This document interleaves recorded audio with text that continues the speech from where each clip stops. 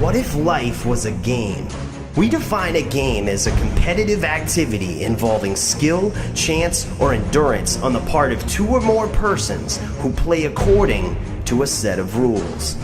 Think about that. Your job, your relationship, the government. Aren't we all interacting with others on a competitive level in this life? Aren't we all building our own strategies to tackle this world in our own unique way? What if life was a game? What is your strategy? How are you playing the cards that you were dealt? When life gets hard, remember, do what your deck does. Don't be afraid to be you. Employ the strategies of life that you know best. Magic. A black lotus can bloom from a blood-stained mire, 'cause life is magic. The Gathering. Welcome to episode 2 of the Out of Character podcast. Here we've got Dan. We got Mike Cooley. Stack. That's all you got for us, man. You ain't gonna let these mofos know your real name, huh? Nope. You don't want them Facebook stalking you. You don't want them finding you out. I did that once. You don't want them I'm not knowing. about that life. You don't want them knowing that your craziness is real. Oh yeah, for very good. So today we're going to nerd it out with some specifically magic-oriented talk, and we're going to talk about how deck building relates to life. If we had to represent our lives as some sort of deck, what would it be? And we're going to talk about why we build the decks we do and how they relate to our personalities. Yeah, life is more like magic, more like playing a match of magic than most people would think, man. I'm telling you, there's been how many times have we as friends just sat around and been like, oh man, you know, this, whatever we're talking about right now, it relates to just that game of Magic that I played last weekend, man. I've dumped my whole hand here and I'm praying for the best. I believe the correct answer is every time we get together with you. Yeah, everything has to have some sort of Cooley step. Like, I'm surprised he hasn't talked to us about how, like, his breakfast has to do with Magic the Gathering and how breaking the eggs open was like, boom! Like, I played Shattering the first Street. land. No, that's those are called lion's eye diamonds. Okay, that's when I crack into my frying pan. My sex life is like a rod of ruin. You know? I don't know whether to feel bad for you, them, or both. So let's get this started. So let's talk about why do we build the decks that we build? What we should do first is tell people out there who may not know about Magic, like what Magic is. Magic? How long has it been around? 20 years? Yeah, over 20 years. 93. It's a trading card game where basically what you're trying to do is just smash out your opponent, you know, just like any other card game. Not entirely, because it's not all damage. It's true. There's many ways. There's so many different ways you can win. There's so many different ways you can win. It's really multifaceted. It's been around for a while. Developers put a lot of thought, way more thought than you would think that would go into like a simple card game. You know what I mean? It's really makes it not so simple. But either way, you have interactive plays. It's turn-based attacks. Really, interactive is like the best way to put it. You have to really understand the depth of the cards that you're playing, what your deck does, how it interacts with other decks out there. Right, and a lot of it's kind of like a poker match as well. Like, what does your opponent think you have? What do you think your opponent has? How are you going to play? How are they playing around what they think you have? You know, or are you playing the type of deck where you don't care what they have and you're just going to go straight out and say, here's what I'm doing, you better find a way to deal with it. Yup. But like I said, for me, like, Commander is the one thing that I play more than anything else. There's many different formats of Magic that you can play. There's, you know, that's how deep this game is. There's different formats of different games you can play within the game, right? And this is just one of those types of games that you can play is Commander. For the most part, with the exception of a few decks, every deck has a theme. Like, it's all about the interaction of the cards. What do they do together? How do they work with the commander? What's the theme of the deck? Where does everything fit in together? And that, for me, that's how I love to play Magic. It's more about the interaction of the cards together, and I love to see how that works. It's very true, and that's kind of the interesting thing about Magic is that these interactions that we talk about, these different card types, you know, player interactions, card interactions, all have to do with a larger purpose, in that case of winning the game. But if you're deep thinking nerds like us, sometimes they can apply to, you know, to life in general in a greater sense, you know. If you had to pick a deck, Dan, one archetype of deck out there. Tell us briefly, like, what that archetype is and what it does in a very brief sense and how it pertains to your life. So I'm not going to talk about a specific archetype of deck. I'm going to talk about a specific deck because I don't think this deck exists beyond the one kind of weird deck that it is. So there's a commander deck that has a card called Feldegriff as the commander. And Feldegriff's thing is like he's got all these different abilities that do something for you, but they also help your opponent out. And the deck is called Free Hugs. And the whole point of the deck is you keep giving stuff to other people until they can't deal with the stuff you're giving them, and then it causes them to die in one way or another. You give a lot.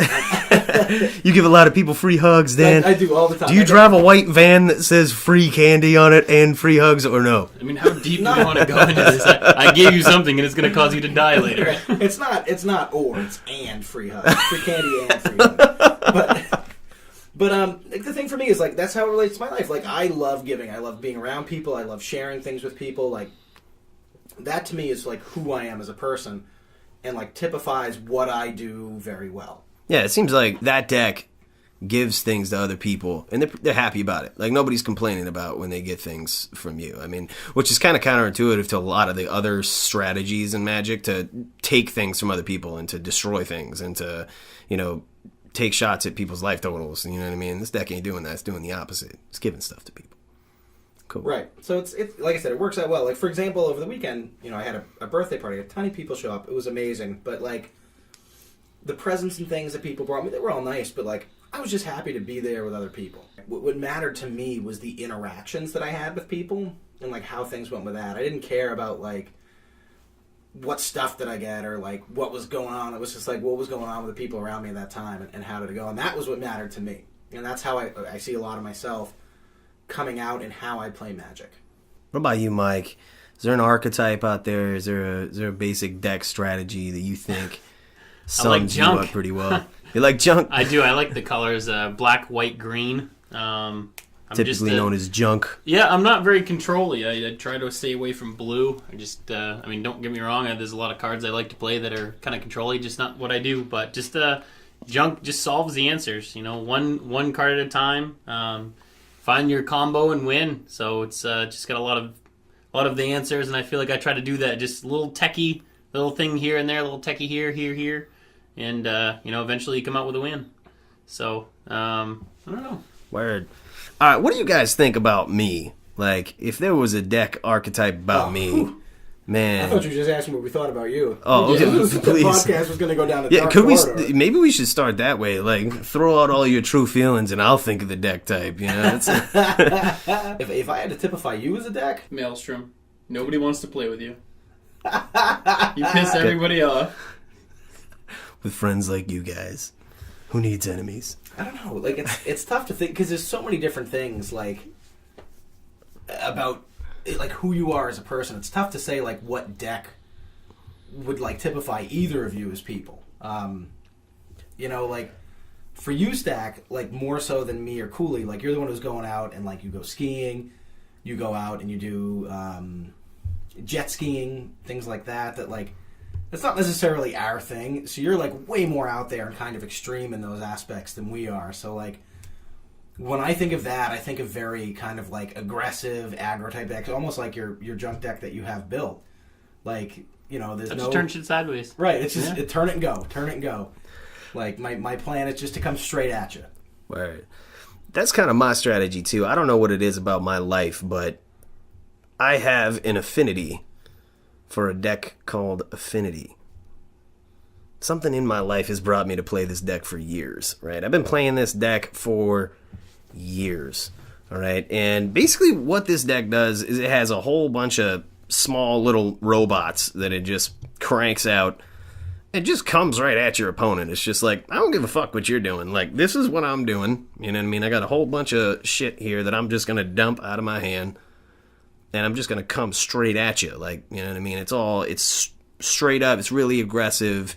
You know, some people would call it combo-y because there's certain cards in there that you need to really drive your point home. I don't know if I'd say it's combo-y because it's not going to win off of a combo. I would say it's combo-y. Would you? I would, yeah. I would say it's combo-y. Because, I mean, it's one of those aggro decks, you're not really surprised by your win. You know what I mean? Like, when someone beats you down with an aggressive deck, you're not surprised by anything that comes out.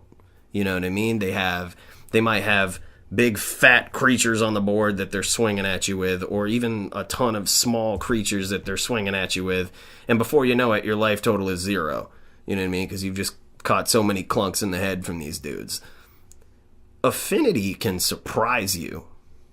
You could have one dude on the board, and all of a sudden you play Cranial Plating, or you play, Arcbound Ravager, which are cards that can, really pump up a creature very fast. And all of a sudden the game's over. You didn't expect it. It, was in the hand, got dumped out, and all of a sudden the game goes from, hey, I might have a slight advantage to, you're going to die this turn. You got to solve this problem. Like, hopefully you kept an answer out because you were going to die. I think your playing style lends itself to putting you in the driver's seat in the game. What you mean? I think you like to be in control in a game. You think so? Yeah. What you mean? With Affinity, I don't see it as much, because Affinity is, very aggro. But your other decks are all about controlling the board. You have, like, Marath. Your whole point is, like, you're gonna do something. You're either going to win by combo, or you're going to dump down Marath. You're going to give him Death Touch, and you're going to ping everything on the board so it's not an issue for you, and just control the field. Yep. And then you have Geist of St. Traft, which is blue. Counter, counter, counter, counter. Like, it's all controlling what your opponents can do. And then your other deck, Maelstrom Wanderer, is the most obnoxious thing in the world. What's that? Man, that guy's... he's a good dude, I agree Maelstrom is good, but your strategy is, I'm going to blow up all your lands. And, like, you control what they do, and you prevent them from doing things, and then you take over the game from there. So, I see Affinity for, like, Modern as your deck, but when you leave Modern, when you go to other formats, like, I think you're more of a control player. And I think that's true of your life, too. I think you need, like, you're somebody who wants to be in control of what's happening in your life. And, like, you try to keep that control and don't give it out to too many other people. Is it bad that I'm noticing that I got no damn control over nothing in my life? Is that bad? You got control over the things that matter. Do I really? But if we're going to talk about, like, yes, you do. But if we're going to talk about... My goddamn hair is falling out. I ain't got no control over that. Tell me, how do I control it? Two syllables. Rogaine? Oh, I already use it, man. That shit does not work as good as they crank it up to me. I'll give you two other answers. Or two other syllables. Okay. To pay. Oh, man. Top hat. I ain't trying to be Don Flamingo over here. And if anybody gets that reference, mad props for the week. All right? List it in the comments below. Maybe we'll give you something. Maybe we won't. In fact, there's a good chance we won't. But mad props. You can give him a punch in the face. Which is a hint, all right? That is a hint. Through the mail. Yeah. Just send a picture of your fist. Oh, man. Man, you totally made me forget what I was going to say. And it was genius, too. Oh, yeah, I remember. Nobody likes land destruction. What? Get out of here. Except the person destroying the lands. Like, nobody else likes it. Because, like, the point of Magic, and I'm guilty of this, too, with some decks that I play. Like, the point of Magic is to play the game. And when you start playing the game and your strategy is, I'm not going to let my opponent play the game, like, that's so frustrating. And, like, the strongest deck that I have does the same thing. What we're doing now is we're looking at how these deck archetypes and how these card interactions and how all the interactions of Magic really apply to a bigger picture of life. We could break this down on a totally, like, oh my god, we could talk unnecessarily nerd level. Oh man, we could talk about relationships, jobs, social interactions. We could talk about, I mean, we normally do on a daily basis, actually. Yeah, we do, man. Yeah. We give a lot of thought to this stuff. If you think about it, it's kind of like our jobs we go to get our mana or resources in order to cast the spells we're using in our everyday life. I can't believe I just said that. Wow! Like, holy! That was deep, right? Nerded that out a little too much. That was some nerd stuff. Good point, though. Mana in Magic is like money, right? I mean, it allows you to... It gives you the energy. It gives you the power to do what you want, to cast the things on your mind. I think mana is more like a job. Word. Because How so? Because if mana were like money, once you use the mana, it's gone forever. Mana in Magic, you keep getting it from the same resource again and again and again. It's true. So, like, that resource that gets you stuff, I think would be your job. So when I blow up everybody's land, it's like I'm taking everybody's jobs. No wonder they're so pissed off at me all the time. You know what I mean? You can't just take someone's job and have them be like, hey, man, good game. Like, you know, wow, you guys are making a lot of sense. I'm glad we did this podcast here today. Figuring out a lot of why people don't like me. Yeah, I mean, it's like, and then when we're, It took your job. but then when we're drawing cards, like trying to find that land to get back in the game, that's like standing in the unemployment line. It Like, really we're waiting is. for the next job to show up so we can get back to work. Dan, you picked Feldegriff, or sort of a free hug style deck, as something that really sums up your personality and you think defines you. You know, and that's a really awful thing for me to say, too, because, like, for the most part, I consider myself a fairly humble person, and by picking that deck and saying that, it is not even remotely being humble. I guess I can see the irony there. Because you're saying, like, oh, yeah, I give stuff out, look how great I am. Like, that's So- the opposite of what I'm trying to get across. Word. Yo, so how does that, like, how does having that sort of personality, right, where you feel, you know, you're giving a lot of things to other people. How does that bode for you in relationships with other people? Okay. I'm happy you said with other people, because if you said with relationships, I don't know if I would have understood the question. This is our word you speak of. Yeah. Here the thing is for me too to think about is, like, in Magic, like, ultimately the point of the game, the point is I want to win, and, like, in my life, I don't want to win, which is the weird thing to say. You ain't playing to win life, man. No, All right, tell us more about this. like when I'm playing the game of life, Because this think sounds about like we might need to be concerned for you right here. Like, Dan, are you okay? Play life to win every day. But I know that's not what you mean by it. So right, because at the end of the day, I'm not concerned, like, did I win the game or not. Like, my thought is, like, did I do something to me? Like, I win if I did something to make the other players in my life happy. Like, that's how I win Magic in my real life. Is that I do something to make the people around me happy? Did I give them something that makes them happy? that's a really good point too, man. You know, I thought about writing a book on something like this, but then I remembered I'm lazy, and you know, I didn't think that was going to be the problem. But sometimes doesn't it feel Words better? are hard. Doesn't it feel better to let other people win? Sometimes, like, I mean, whether you're playing a game or whether you're, you know, whatever you're doing, isn't there a greater value sometimes than just like letting other people just have it? You know? Yeah, I mean, like, in any situation, it's often better to let other people win. You know, it's anything you can do to make somebody else feel good, do it. I mean, if you're doing something to your friends, like, to be a competition, then have it be a competition. But, you know, if you can do something that's going to make somebody around you smile, go for it. You know, there's no point in holding back. Word. So in this same sort of style where you're a very generous guy, you know, how does that carry through into the professional life? How does it carry through into the job? What sort of things do you see that does for you? I mean, I don't think I could succeed at my job if I didn't do that. You know, it's so much more than just giving things away. It's, you know, with every kid that I work with, it's giving them time.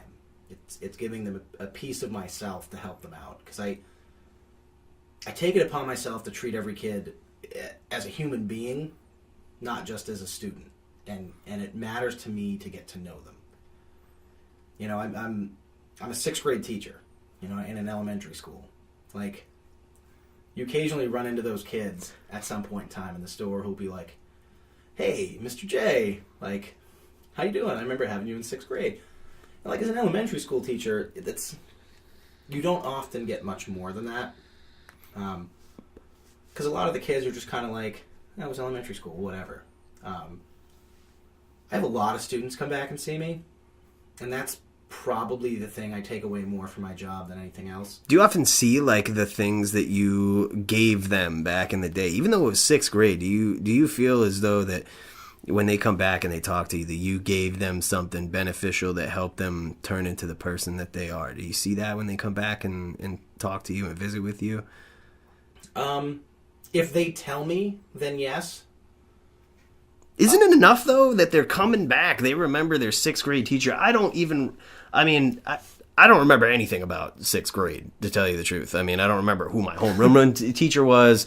I don't remember the classes that I took. I mean, it's bad. It's just something that I typically don't think about every day. So, I mean, if you have a student that's coming back to you and being like, yeah, it might not even be about the curriculum that they're learning. I mean, granted, obviously that's what it's for, but I mean, just that kind of person that is clearly showing that they're interested in your future, that's what they're bringing back with them. And, if that they can show that to other people, and, it just goes on down the line.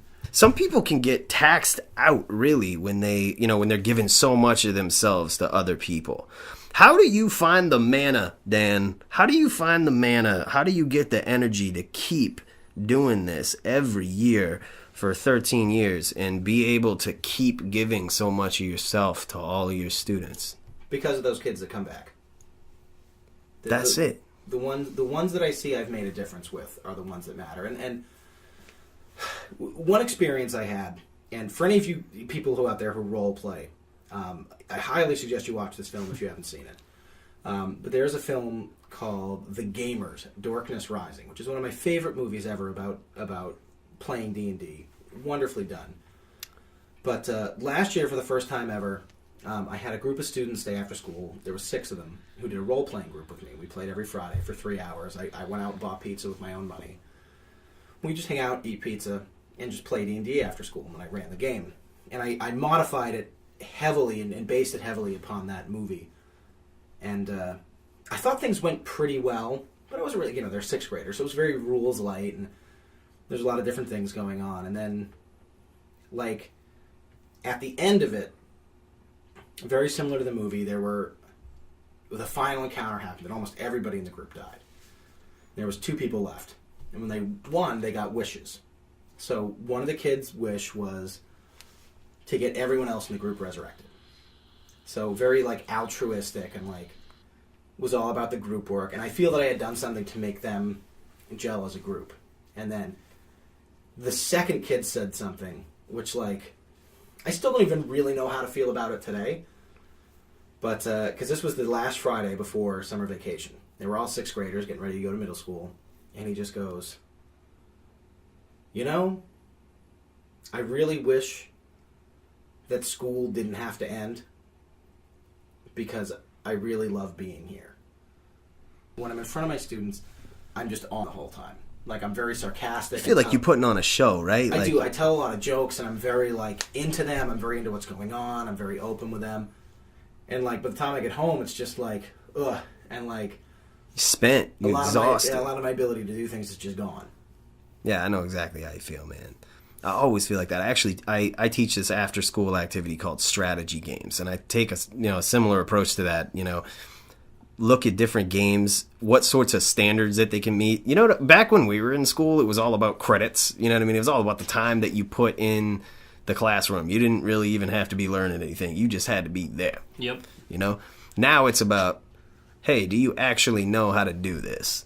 Have you actually proven that you know how to do this? And believe it or not, some of those can be entwined in games. Oh, you know what I mean? Whether it's Dungeons and Dragons with, creativity writing, or, whether it's, I play a stock market game with a lot of my students where they build their own spreadsheets, track their own stock, compete with each other, use their points to go to the casino and play with them. That's we got to have fun, you know what I mean? Otherwise it don't feel like a game. But I always compare dating or, trying to get with somebody, trying to advance, whether you're going from the friend zone to something else, to a magic game sometimes. We've had some pretty in-depth conversations about this. Wait, you do? Yeah, you guys wouldn't know anything about that, right? No, never. Well, how does that, if you're playing... Hold on. Before we go any further with this, let's rephrase this, because you don't spend every time talking about relationships to magic. You talk specifically about comparing relationships to Type 1 counter wars. That's kind of true. A lot of times that's what it is. A lot of times that's what it is, man. Like, you build a deck, right? You are a person, right? And if you are not by this point in your life, like, I'm 29 years old. If I'm not to this point where I recognize my skills, I recognize what I can do, I recognize what my deck does, you know what I mean? There's certain things that can't hit the board. You know what I mean? There's certain threats that if they're on the board, I'm going to lose the game. But here's one of the things that I see, and I want to get your opinion on this too. So Stack, I want to see what you think. You're whenever you compare, you're always like, I am playing Magic against this person. Yes. I always see it as like, if you're in a relationship with someone, isn't it more like a two-headed giant, and you should be playing with them and doing things that complement the other person's plays, not trying to prevent them from doing things? What you trying to troll me for, Dan? Like, I'm just saying, like... Nah, you're right. Eventually... When you use the term force of will, and relate that to a relationship. What? That makes all the kind of sense. That makes all the sense in the world right there. Nah, man, eventually you want to get to that point where you're playing on the same team, so you have right? to beat them down before you... But I'm telling you, sometimes it boils down to this. You have a goal in mind, right? Somebody in a relationship is doing the chasing. Somebody, or before a relationship, they're doing the chasing. You know what I mean? So you have to, at that point, rely on your skills. You have to rely on what your deck does. So you're saying the chase is the deck? The chase is the match. See, I disagree. The chase in a relationship... Well, before the relationship. Like, getting to the point where you get to have the relationship. Yes, when you're in the relationship... She can choose not to hang out with you. Exactly. Or... force. Exactly. There's eventually when you're in the relationship though, that's when you're playing two-headed giant. You guys are both on the same team. You guys are both just trying to take down the opposition. I agree. But when you're in the chase, or maybe you're going through a tough time in your relationship, or you disagree about something big, that's when it's a match, right? And this is why. You each have a goal. You each have something that you want, and it's going to be a compromise. You might lose one of those games. Typically, matches are 3 games, right? So you might win game 1, lose game 2, and you might be in game 3 and not know what's going to happen. You know what I mean? In the chase, let's stick to that. If we're in the chase, I know what my deck does, right? Like I said, I have an affinity for affinity, right? You know what I mean? That's my deck style. I think that kind of sums up my life. I know that you guys think I'm like more of a controlling kind of guy, like when it comes to the no, I don't think you're controlling in real life. I know that I don't remember affinity deck using force. Or a JIT probe. Nah, but when I'm on the chase, I feel like I'm playing affinity because you can run all 5 colors in affinity. Typically, Magic decks focus on 2 or maybe 3 colors out of 5, right? 5 total colors. People try to really, in an effort to make their deck consistent, they focus on 2 to 3 colors, sometimes 1 even, you know what I mean, to make it really consistent. Affinity has a special power about it where no card is really off limits. It can theoretically, if there's an answer that belongs in that deck, affinity ain't racist. It's like, whatever color you are welcome in my deck as long as you're helping me out with my cause. You know what I mean? But I know what my skills are, right? I know what I can do. I know what I can't do. I know that I can make a hell of a first impression. I know that I can come out strong sometimes too. You know what I mean? I could come out real strong, and I understand that. And sometimes, the good thing about affinity is you can curb that.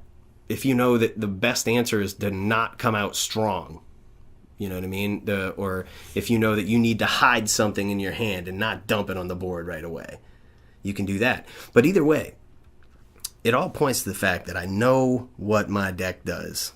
I know what I don't want to see on the board. I know what's going to stop me from doing it, and I know when to scoop my damn cards up and go play with someone else. Like, that's what I know. You know what I mean? I know when I'm going to lose, right?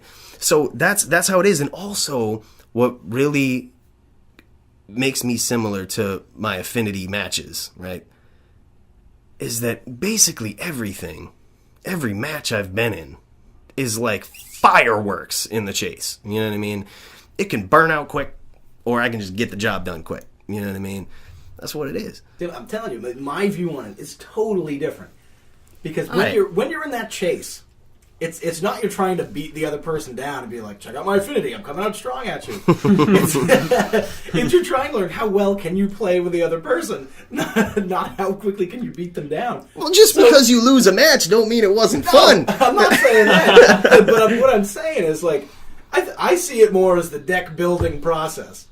Like that's what the beginning of a relationship is. And when you get to know somebody, how well do our decks play together? Like, can we be a successful two-headed giant? Or maybe you're two people trying to build the same deck. I see what you're talking Right, about. and like, then when you go into it together and you're two-headed giant, like, if you win, I'm pretty sure that's called marriage. that's Like, really true, man. That's a good you point. get there. Or if marriage isn't your thing, it's not it either. But, like, I mean, if you're talking about relationship-wise, like, I view the whole beginning process as not a competition to win. It's can you get to the point where your decks play well together and you're like, yeah, this is the person I'm going to play with. Like that. Well, the sad thing is that a lot of relationships and a lot of the chase before relationships is a lot of game. Man, it's a lot of game. Let's face it, these days people have options. You know what I mean? They have options. So if your goal is to get with that person and to be in a relationship, it's not saying that that's your end goal and that after this match it's over. It's more like, this is my goal, is to convince her or to show her the qualities of me, you know what I mean, and hope that gets me there. It's a lot of game in the chase, man. It's a lot of game. It's a lot of strategy. And after that, that's when it opens up. After the match, have you ever played a match of Magic before? Especially in like a really competitive tournament. And after the match, you talk with your opponent. You're like, oh man, I thought you had that card in your hand all the time. Did you have it there? And they're like, nope, never had it. You should have just come at me. You know what I mean? You might lose, you might win, but you interact with them after. And that's when, my point is, that's when, after the match is when that game kind of stops and you can, once you like each other, or if you complete your goal, and let's say your goal is to like each other, to see enough value in each other to be in a relationship, then you say, okay, this is, you open up with the stuff that you wouldn't have said in the chase. You wouldn't have pointed out right away. You wouldn't have released certain information, but you're comfortable with them now. You know that there's nothing on the line because either you made it or you didn't. You know what I mean? Right. So What do you think, Stack? Where do you stand on this? on Cooley's aspect of... on either or something totally different from what we say. Well, I mean, it's a little of both. I mean, for sure, it's always deck building to see if you are compatible. But yeah, for sure. I mean, I think the obstacles of being in a relationship are for sure like the match, not being with that person, but the obstacles that they set up. Like you could. I mean, we say it all the time, like, there's something that's going on and, they say something and then you're just like, yep, force. Like, no, that's just not going to happen like that. Exactly. So it's not the chase. I would say it's the obstacles in the chase that are preventing the relationship from being successful. Exactly. What if a girl, she is 100% all of what you want, and then she just drops the bomb in game 3 and she's like, I really just want to be in an open relationship. You know what I mean? She says, not 100% the person. Right. You have to force that. You have to counterspell that. You have to be like, okay, my goal is to still get into a relationship with you, but at the same time, I can't have that on the board. You know what I mean? I can't have that on the board and I'm not winning with that on the board. I view that totally different because it's not about, like, when that thing comes out, like, you're still playing together. You're not playing against them. So the thing is, like, can I play with her having that card in her deck? You can play with her in many different ways. but if the answer is yes, I can continue to stay in this relationship, then you can stay in it. If the answer is no, then, like, you have the option to go find a new two-headed giant partner.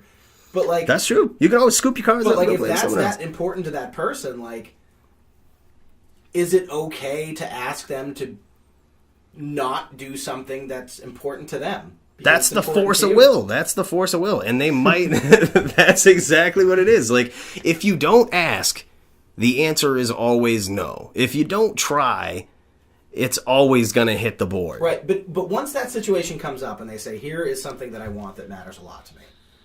Well, to Like, me, that kills it. see, to me, that just says you don't have a force of will. Like, you can't counter that. You know what I mean? You can't counter that spell.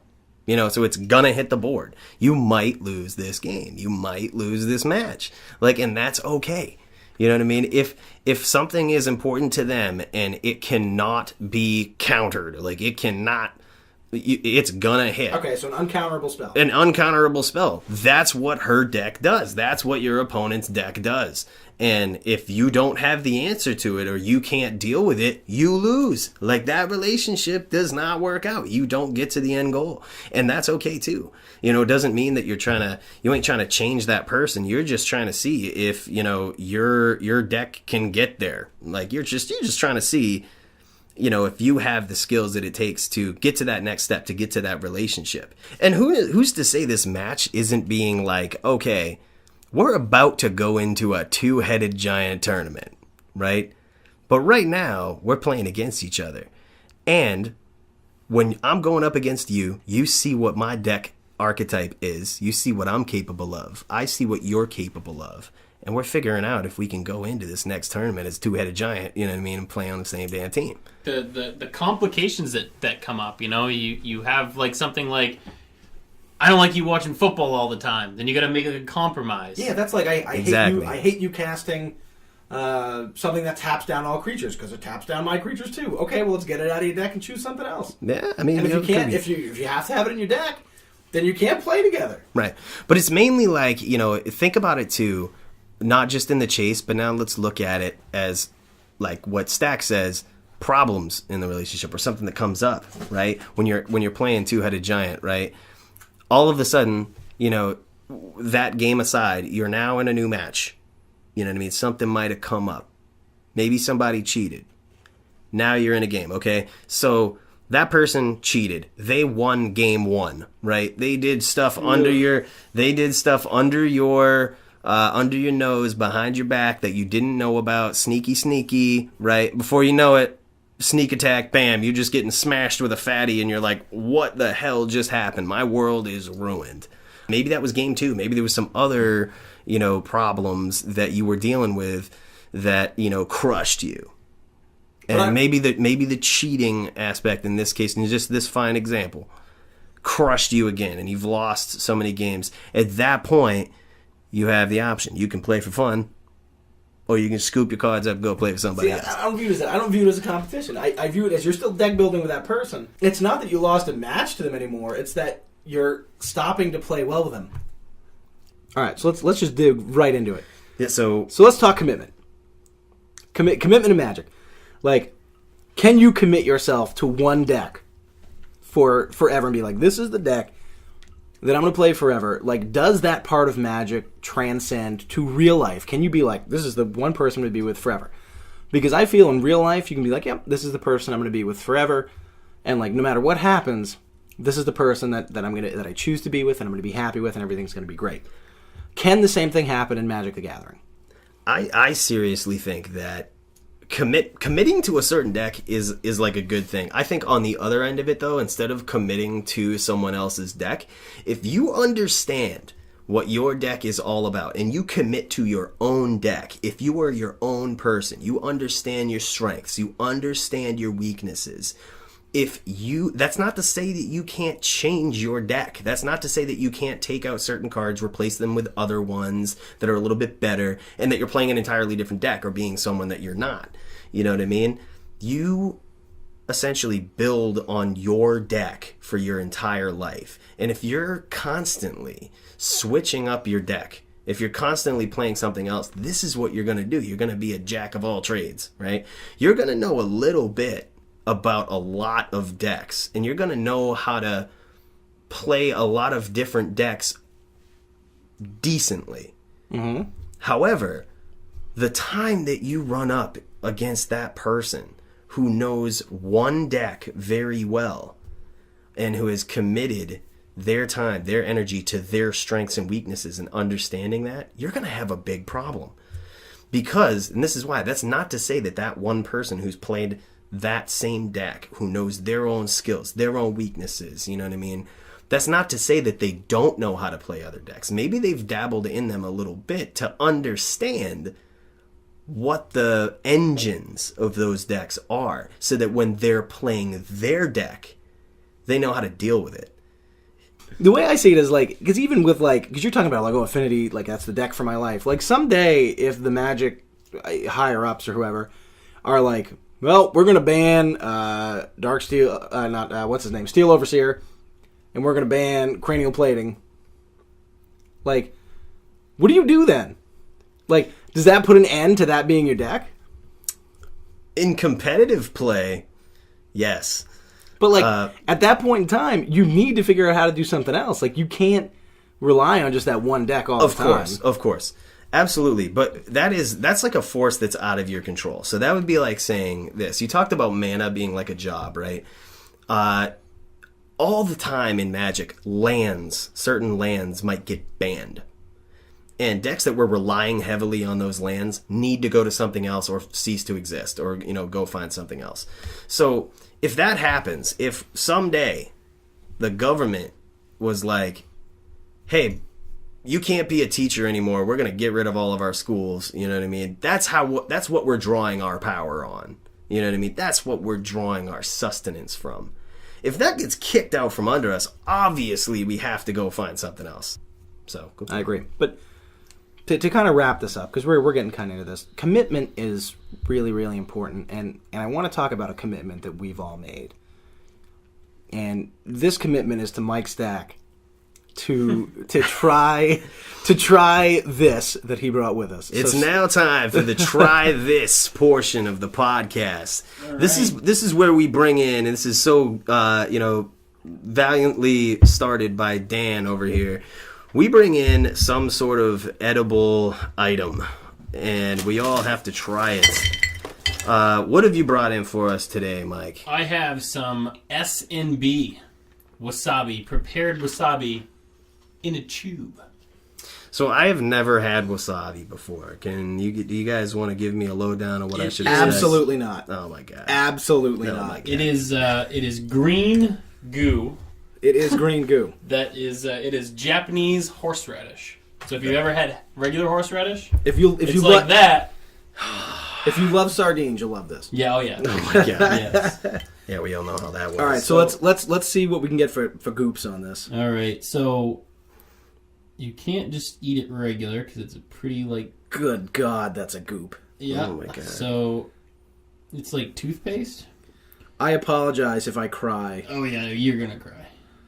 Oh man. All right, so each one of us will get it on a cracker here. Yeah, you know what? I wish we had a camera. Pick up your because cracker. these things look like what is this called again? Wasabi. It's like Wasabi the Hut. Oh my god. Look at it. It's like Wasabi the Hut. I just put this up.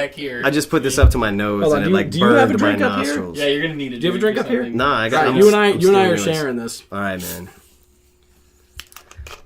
Oh god, it's so terrible. This is strong. This is strong. I haven't even put it in yet. This is man. Cheers. All right, Wasabi the Hut right here. All right, 1, 2, 3. Oh my god, it's burning my tongue, dude. Oh. Oh my god. You guys all right? Oh. Oh my god. I'm fucking crying.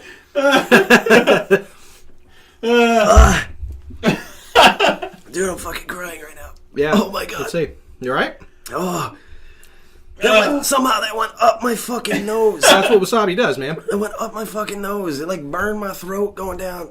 Yeah. Oh. You guys suck. Dan, you ain't even affected. I told you with the stuff that I eat on a regular basis, that wouldn't affect me. Oh. That is the. I wasn't joking. Oh. I literally, a week and a half ago, I made a chili with a ghost pepper in it. This wasn't going to bother me that much. You need to stop licking paint chips, I think. Dude, my nose is running down. So what'd you think? I will say, though, the burn burns out quickly. Oh, yeah. That is... It's not hot. It's just a overwhelming... it's kind of like affinity, you know what I mean? It hits really hard real quick. Yeah, there but you if go. can stop that. This is your. If you can stop that initial shock right there and survive it, holy. Oh. Just to, bring some closure to this, I think what we could all agree on is that in some way, so much of life is like a game of magic. It's like a match of magic, and you, at the core, have to understand what you're all about, what your skills are, what your weaknesses are. And you got to know how to play your deck, and you have to know in this life how to interact with other people. You can't, it is not an excuse anymore to say that you don't owe anybody anything. You don't owe, it's not your job to care about anybody. You have to care. You have to interact in this life. You have to build relationships, and you have to, in some way, set goals and get to them. How are you going to do it? What are your skills? What are your weaknesses? And how are you going to get from where you're at now to achieving your goals? From all of us over here at Double OC, the Out of Character podcast, we want to thank you for listening, for making it through this far, and let us know what you think. What type of deck are you? What skills do you have? What are your goals? How are you getting there? Also, if there's anything you want us to discuss, let us know in the comments. We'll happily discuss pretty much anything you want. Absolutely. Send us a message, post it in the comments, do whatever you want, subscribe. All right, thank you again for listening. We look forward to seeing you right back here next week. Have a great night, everyone.